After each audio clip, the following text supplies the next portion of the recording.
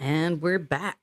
And we are back. So one of our listeners typed something that said, it used to be that, liberalism, as she calls it, was being pushed only in upper education, meaning in college. And now it goes all the way down to pre-K. Yep. And it really does, right? I mean, when you think about CRT, right? And you think about DEI and diversity, equity, and inclusion, which, Ericka, let's see how well I've trained you. When you hear DEI, what does it really mean? Division, intolerance, and oh my God. The I's at the end. So division, exclusion, intolerance. And intolerance. Yeah. Right. So this whole DEI stuff. And again, one of the core concepts here, and by the way, to the listener, thank you for the question or the statement. And yes, you are correct. But one of the concepts here, right, is that we've moved away from a fundamental. I mean, forget about personal responsibility, and that's important.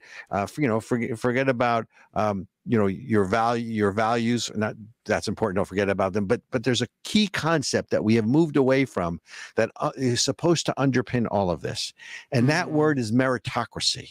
Oh, cut it out! You're a racist, sexist, well, we both know. You're an istophobe. How dare you? How dare you?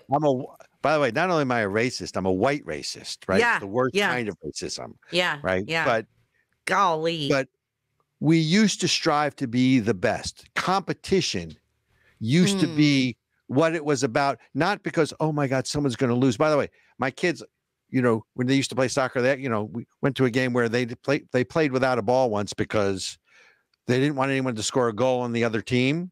Because they would feel bad about themselves. That's not a thing. That did not happen. I don't even believe you. That is. Yeah, they all ran around. They were really little. But I'm telling you. How do you play soccer without a ball? I don't even. Whatever. Well, I mean, whatever. Isn't the point that they're not supposed to be winners and losers? Isn't that the point? That is stupid. No, that is stupid. Human beings need competition to be successful. Human beings. Well, but that's not what diversity, equity, inclusion, or critical race theory that's being shoved down. Yeah, because those people are morons. All right, can we stop at the name calling here? Okay, because first of all, you always say that the other side or the people that are pushing this sort of transformative agenda on the country are stupid, and they're not stupid. If they were stupid, Ericka, if they were stupid, they wouldn't be in the control position they are. So if you're going to call someone stupid, you got to call our side stupid for allowing this to happen. Okay. So should I just call them evil? Terrorists? Well, there's a word. Demons? There's a word. Okay. I don't even want to get into those labels. I don't want to get into those labels. Okay. All right. This is about, we're supposed to be a country that's based on meritocracy, which means it's not equality of outcome, which is what we're now being forced to sort of swallow. It's equality of opportunity, right? And what you do with that opportunity determines whether you're successful, whether you're happy or sad, but it's all about a meritocracy, right? It's supposed to be about striving to be the best that you can be, given the God-given tools that you were given to make the best of, come hell or high water, right? I mean, that's what this is about. We have moved away from meritocracy. So the person, and by the way, those plane parts that are falling off of all the Boeing jets, folks. There is a direct result when you prioritize the color of someone's skin or their diversity in hiring as opposed to the best engineer going. I don't know about you. I'm going over a bridge. I want to know that the guy or man or woman or team that built that bridge are the best of the best.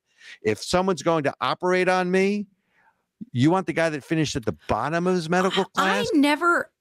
Robert, I never used to be afraid to get on a plane. I never used to, because it was like, okay, the only place I ever hear about planes going down is like if it's a little one or like in some foreign country. Now,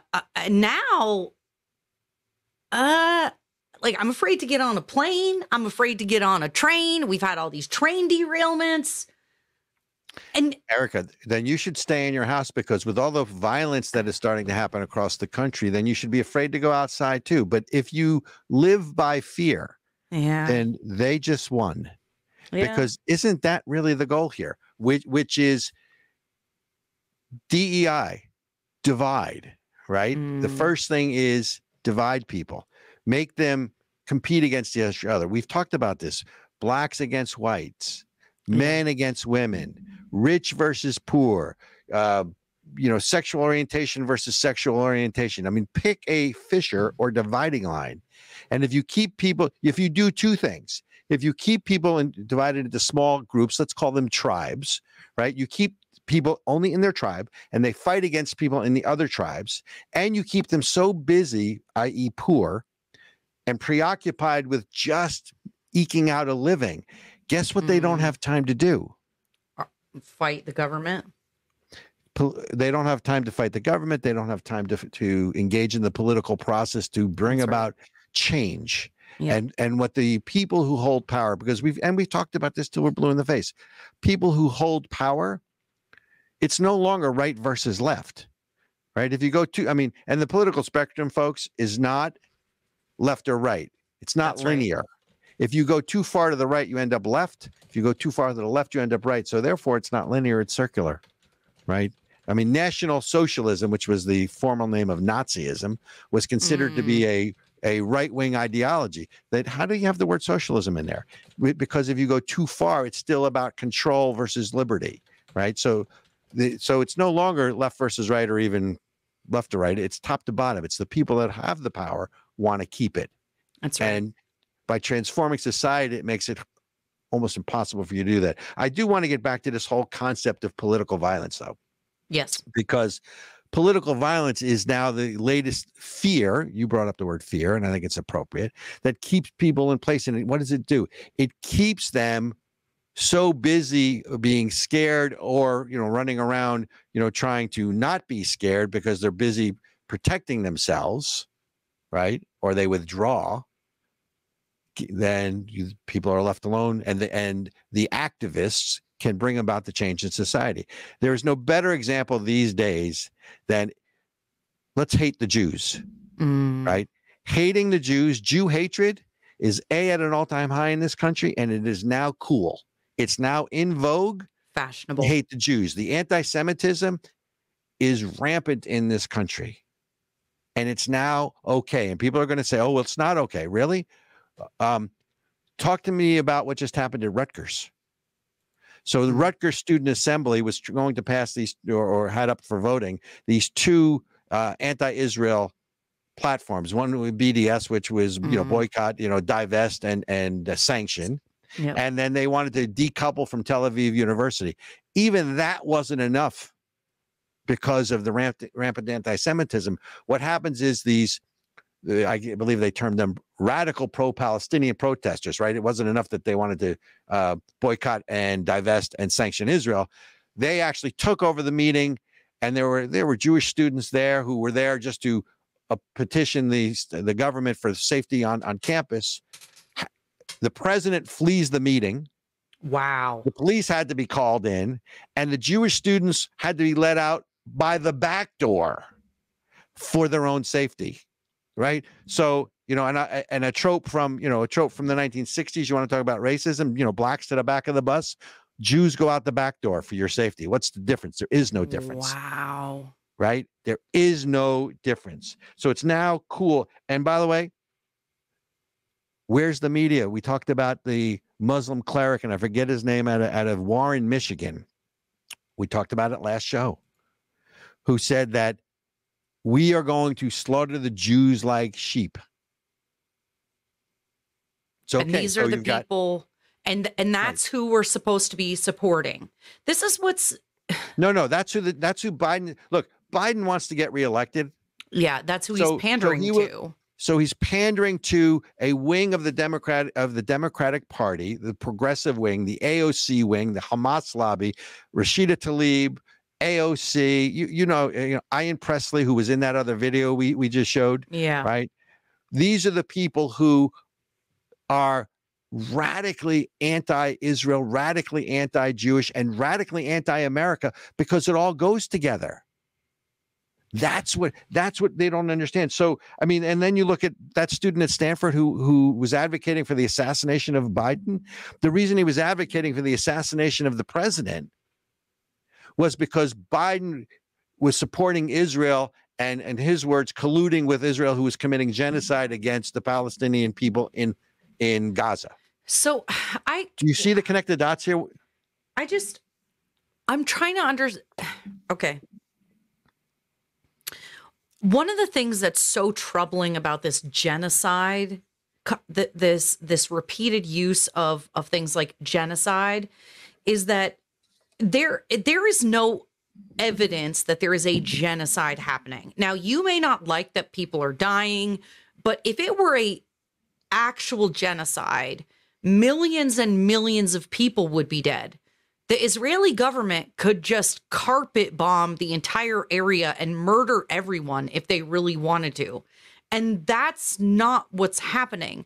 So when they're using rhetoric, right? So this is the whole thing, is you say things like Jews, Nazis, right-wingers are Nazis, punch a Nazi, right? So you start with all of this rhetoric that says political violence is okay.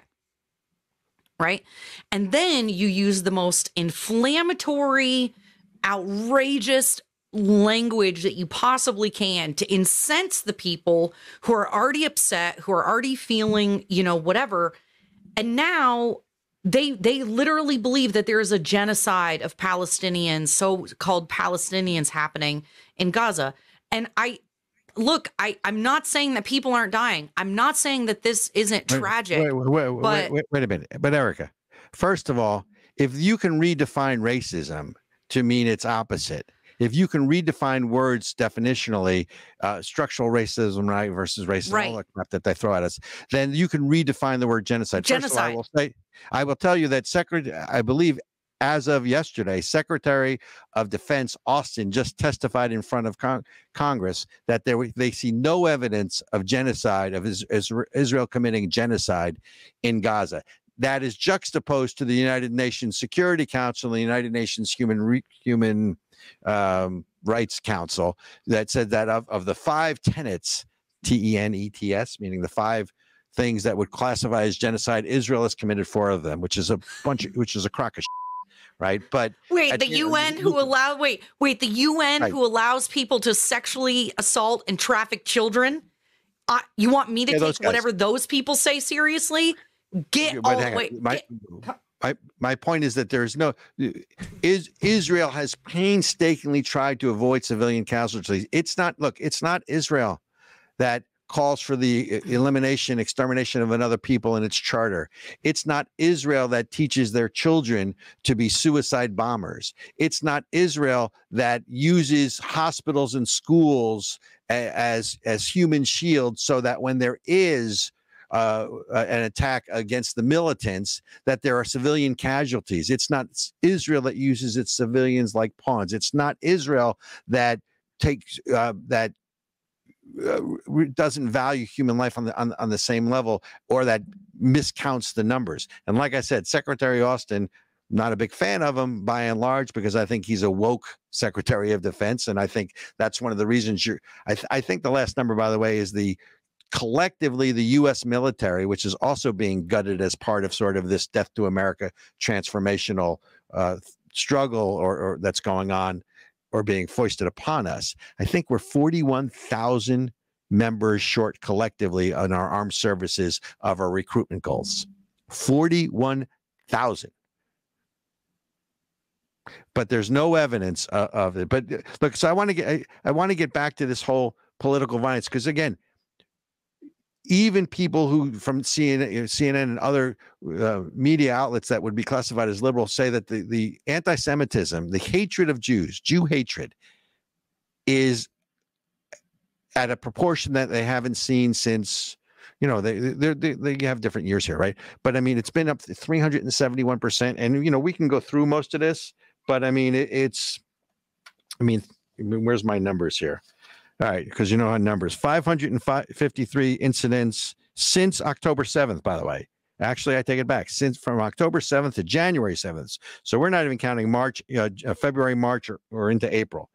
There have been 533 incidents of vandalism, 60 physical assaults, more than 400 Jewish facilities in the United States received false bomb threats, 628 incidents involving Jewish institutions, including synagogues and community centers. So in 3 months.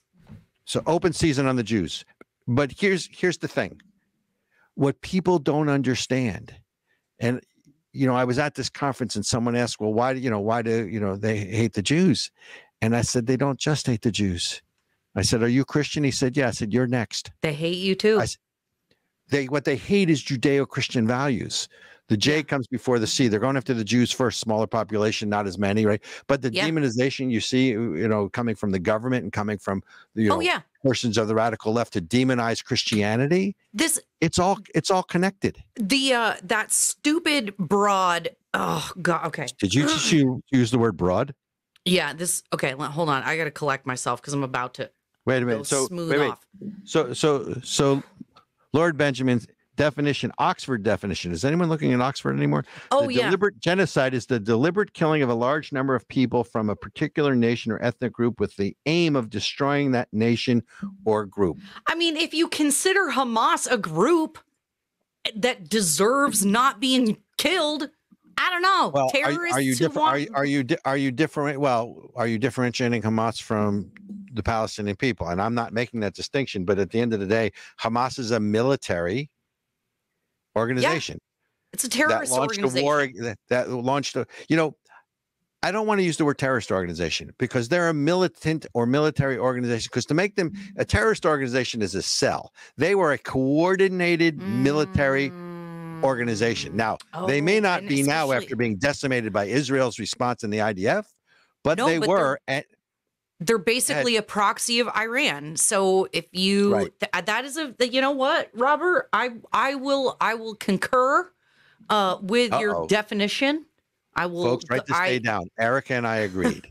We agreed on something. What's today's date? What's today's time? What? I just,